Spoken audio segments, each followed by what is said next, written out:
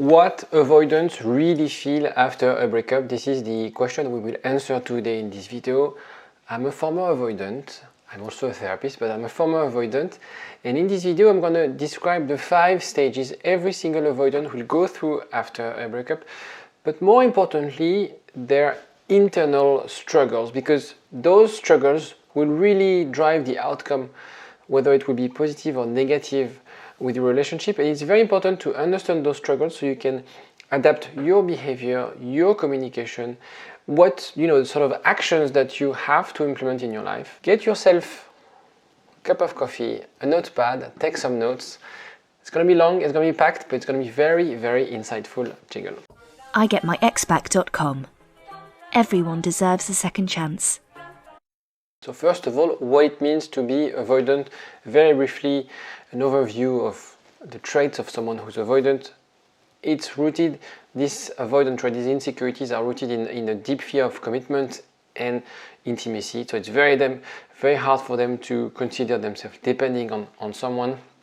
And this is why sometimes, an avoidant will push back when things get serious. So very often I hear from my clients, and I also noticed from myself in the past, anytime, everything is fine, everything is perfect, we get along, and when we introduce them to our friends, to our family, when we ask to move in together, this is when they push back, this is when they disappear.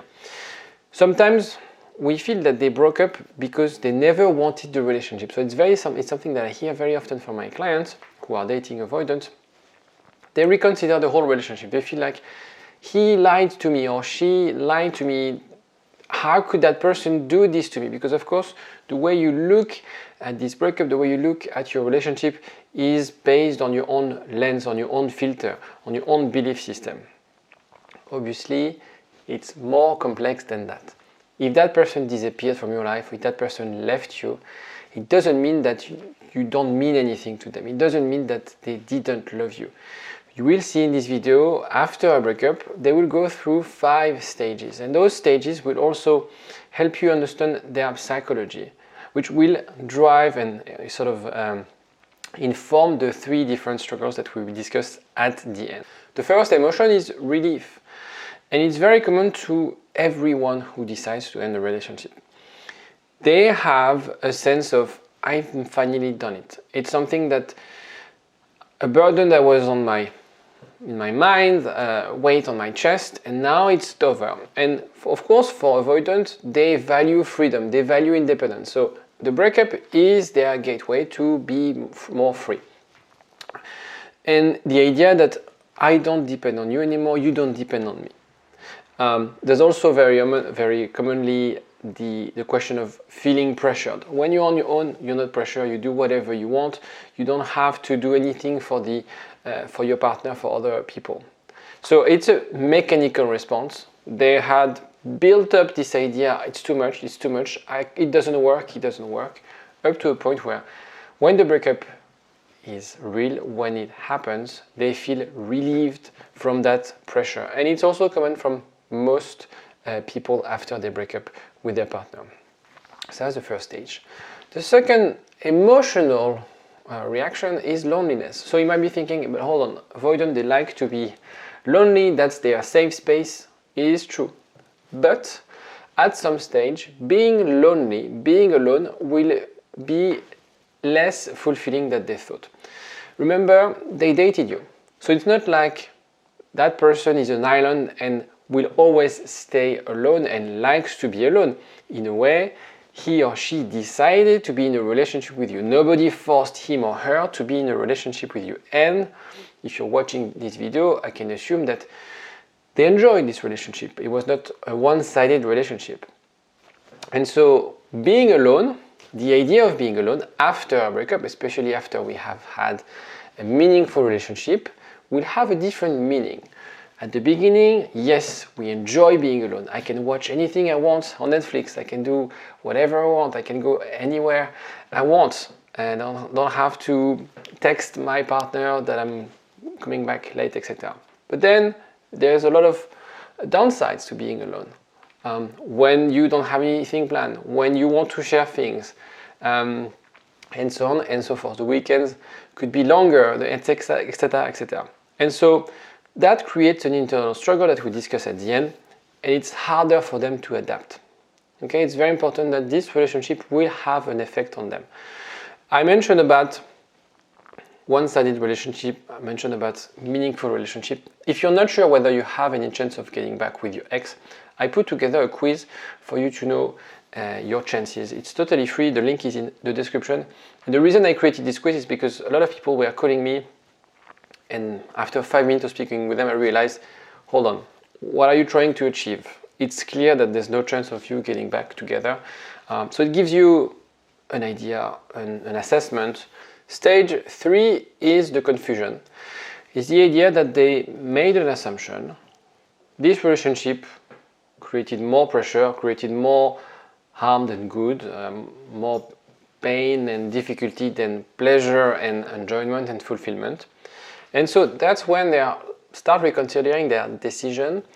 The grass is not greener, and also feeling lost, because there's also this idea that, you know, if I look at the relationship, she or he hasn't done anything majorly wrong. We were happy. We had projects. We had a future together. What's going on with me? And there's something that you need to be aware, which is the concept of phantom X, something that is really well described in the book Attached, that I would recommend you to purchase and read. And it's the idea that, of course, for an avoidant, the pressure of the relationship, the commitment element, will deactivate their attachment style. But when there's a breakup, when the commitment, the pressure is removed, what's left of the relationship is only the positive side. Okay, so it's the times you had together, the intimacy, the connection, those moments together that they also enjoyed, right? But now it's away from the pressure, and so there is this very often an idealization of their ex. Very often they will, instead of focusing on their flaws, they will only see their qualities. And it's very common for avoidants to have this phantom ex in the back of the head. Now, this is where people get it wrong. When I say these kind of things, people say, okay, so it's my time to show them, it's my time to convince them. This is not how it works. Your role is not to persuade him or her. Your role is to work at being as secure as possible, respect their boundaries, respect the distance. I will discuss later in the video what to do. But if you try to think, if you try to get something from it, if you try to manipulate, if you, I don't know, you're posting things on social media and usually you never post anything, you are trying to get his or her attention through friends, etc.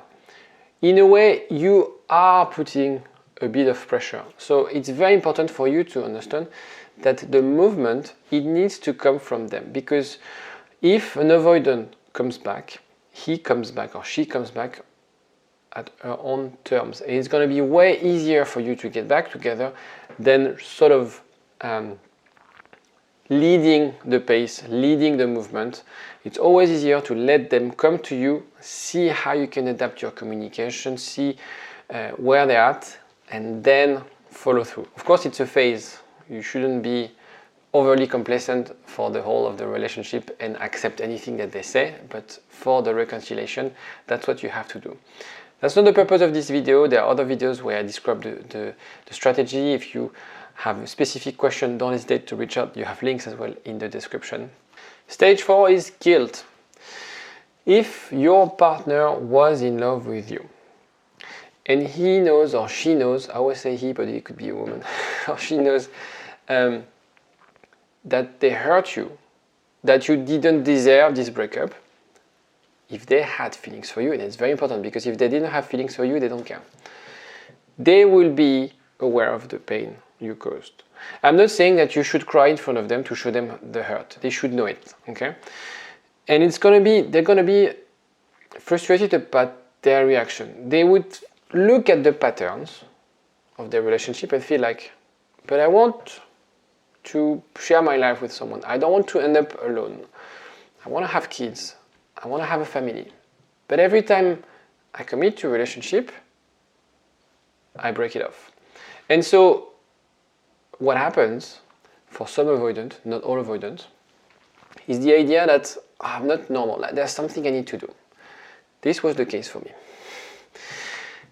And so this breakup will act as a wake-up call for them to feel like there's something I need to do, right? I need to take action. I need to change.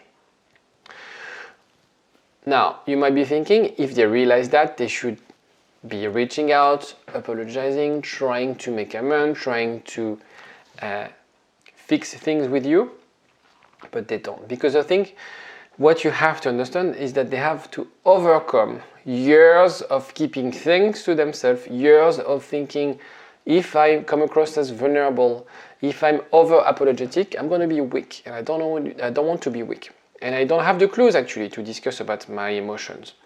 And so very often they have the desire to apologize, but they don't do it. They keep it to themselves. Again, this is not to say you should try to get something. You should show up. Again, this is an internal process they have to go through. Stage 5 is regret. And if you're watching this video, perhaps those thoughts, the idea of I should have, I could have, what if, you probably had those thoughts very early, right after the breakup. For someone avoidant who decided to end the relationship, this comes at the end.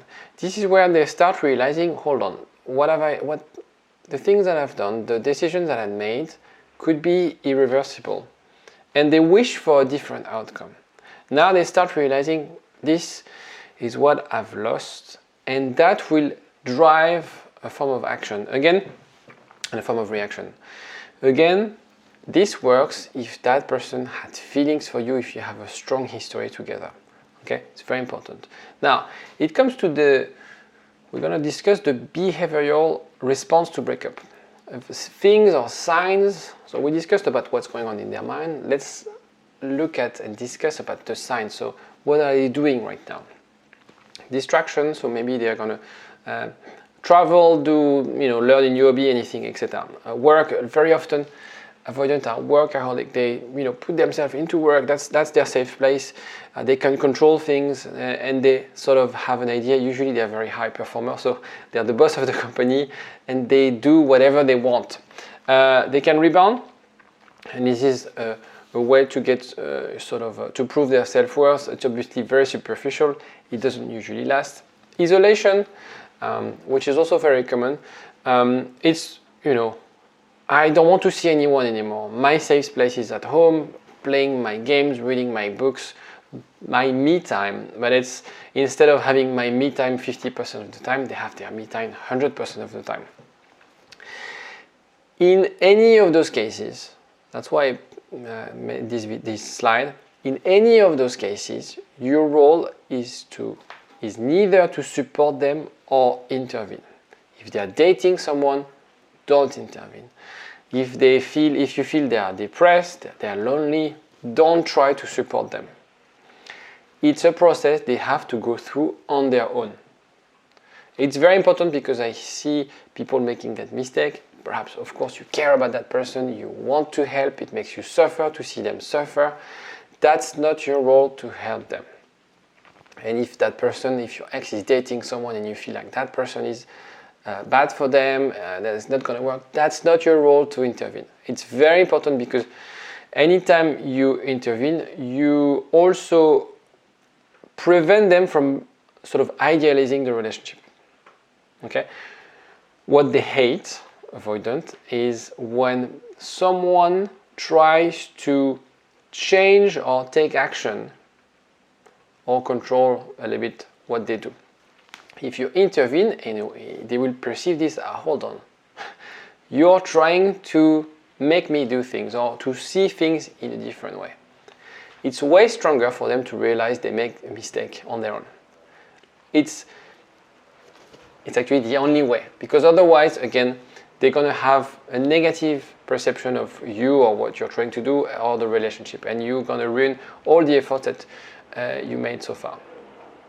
Let's discuss the 3 internal struggles. So the first one is independence versus a need for connection. What you have to understand is we all have a primary need to be attached to a primary attachment person. And so for an avoidant person, they will always have this push-pull between autonomy and intimacy. And of course, they're going to enjoy those moments of intimacy, but they're going to also have this push-pull situation. And so they will have moments where they crave closeness. It's going to be different than someone secure, someone anxious, but they will have those moments. And so that's why they always debate, do I want to start a new relationship? Do I want to commit into a relationship? And very often what they do is that they self-sabotage the relationship. They break it up before it gets serious, before they get hurt, very often. And so what happens here, what we need to assess is whether they realize they want deeper connection.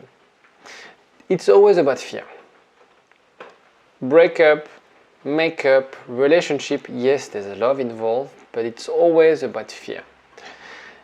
What will bring your ex back, if he's avoidant, if she's avoidant, is their ability to overcome their fear. Okay?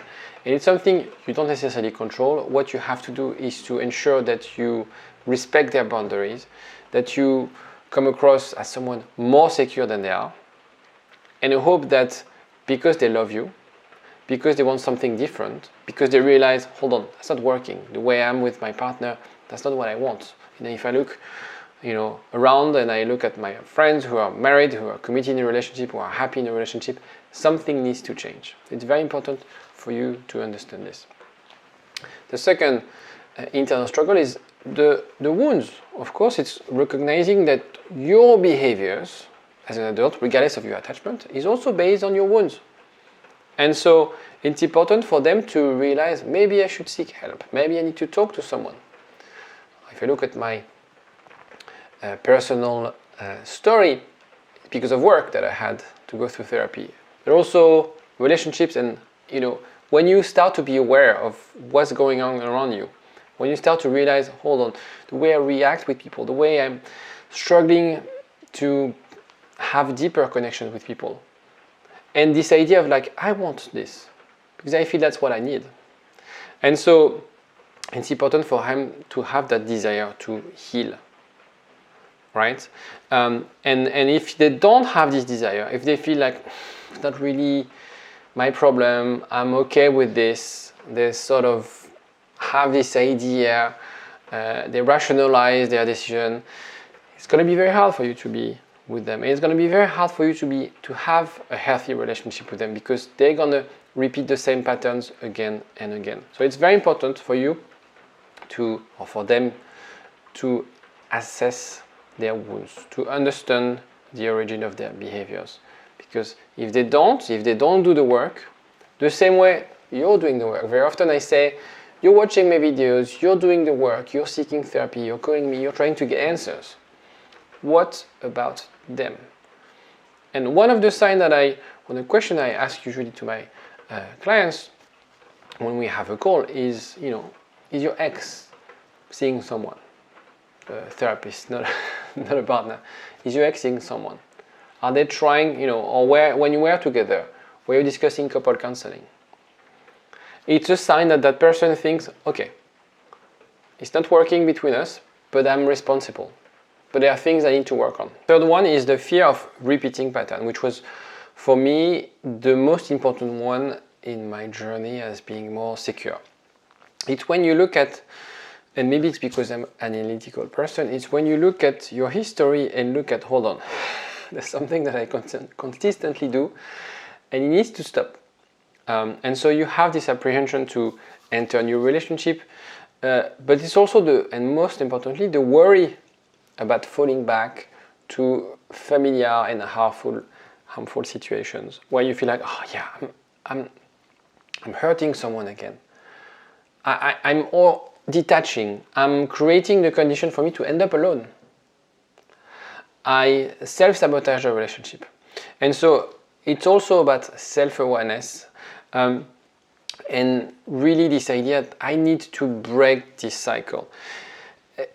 If your partner is mature, if your partner was in love and is realistic and is a bit self-aware, he or she would want to break this cycle. She or he would think like, hold on, it's not my ex, it's relationships. Usually, people who are watching my videos, it's usually not about you.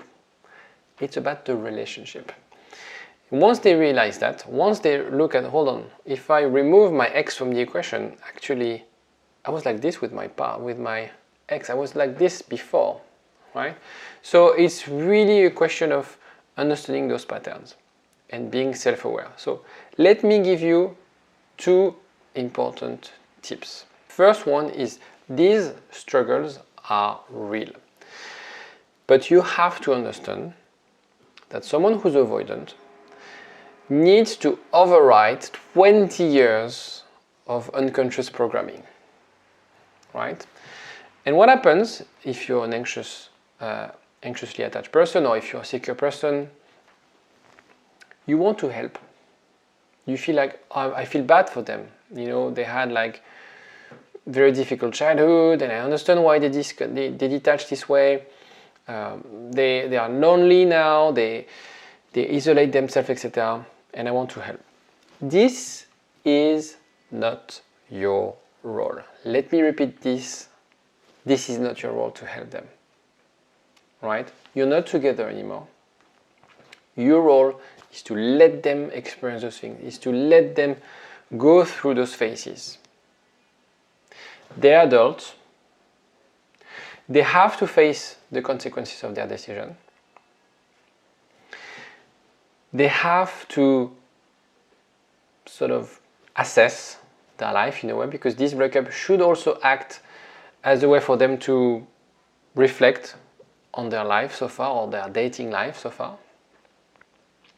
But in no way it is your role to bring them on that journey, to structure that journey, to discuss about that. This is not your role. You have other things to do right now. Second one is you are on your own. That's the hardest part to accept. But the thing is, this breakup was probably the outcome of an anxious avoidant dynamic. What you have to do right now, so it's not to help them, is to work at breaking some of your recurring patterns. Work at breaking some of your limited beliefs. Okay? It's very important, because in any case, regardless you get back with them or not, if you feel that you have an anxious attachment style, you have to address this. You have to work at updating or changing your internal working models. You have to understand why you acted this way, why you attracted to people who are not available, why you keep on crossing your boundaries, why you feel sometimes too emotional, too needy. What's going on there?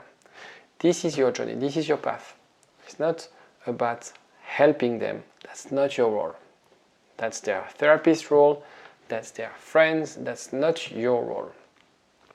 Quick word before we end. If you are meant to be together, you will end up together. It sounds very cliche, but obviously from where I stand, and having helped a lot of people, I was about to say hundreds of people, but I think it's the case, hundreds of people, that's what happens. And it's not a question of time, because time is sometimes needed for both of you to reflect, to realize what you've lost.